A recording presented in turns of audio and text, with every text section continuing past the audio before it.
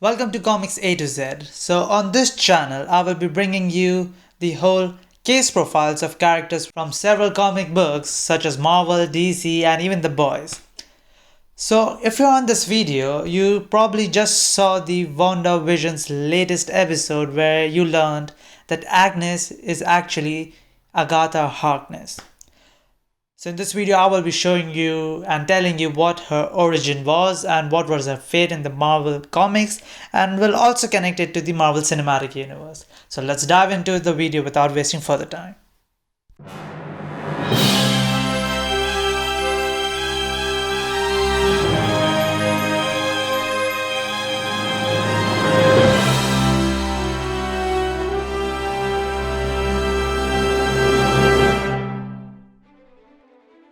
So let's begin with her basic profile.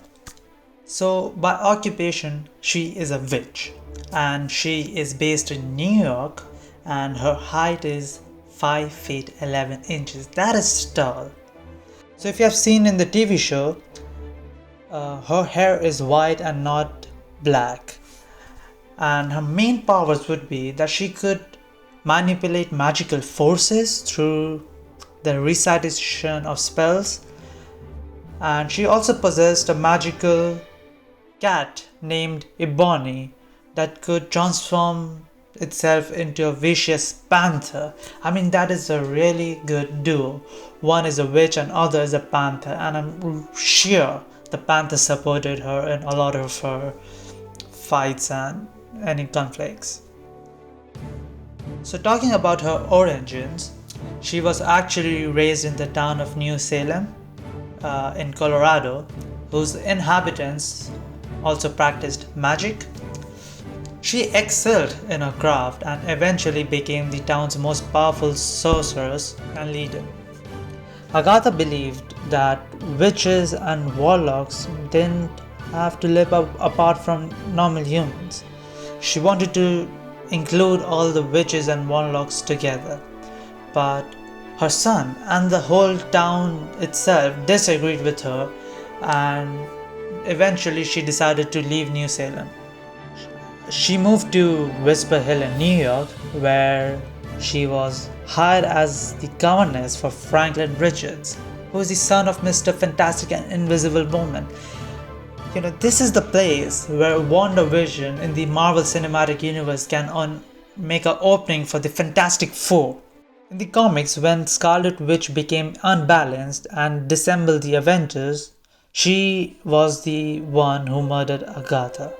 If you have seen the new TV show, it might be connecting some bits now that Scarlet Witch is right now really unbalanced in the TV show, and clearly there can be some conflicts and fights where in the end Scarlet Witch is the one who kills Agatha in the TV show as well.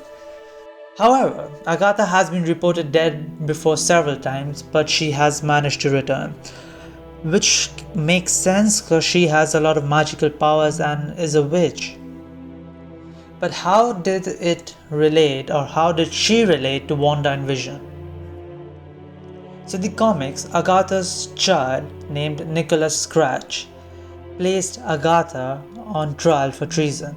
He also transformed his offspring into Salem's 7 to act as guards, making the new Salem.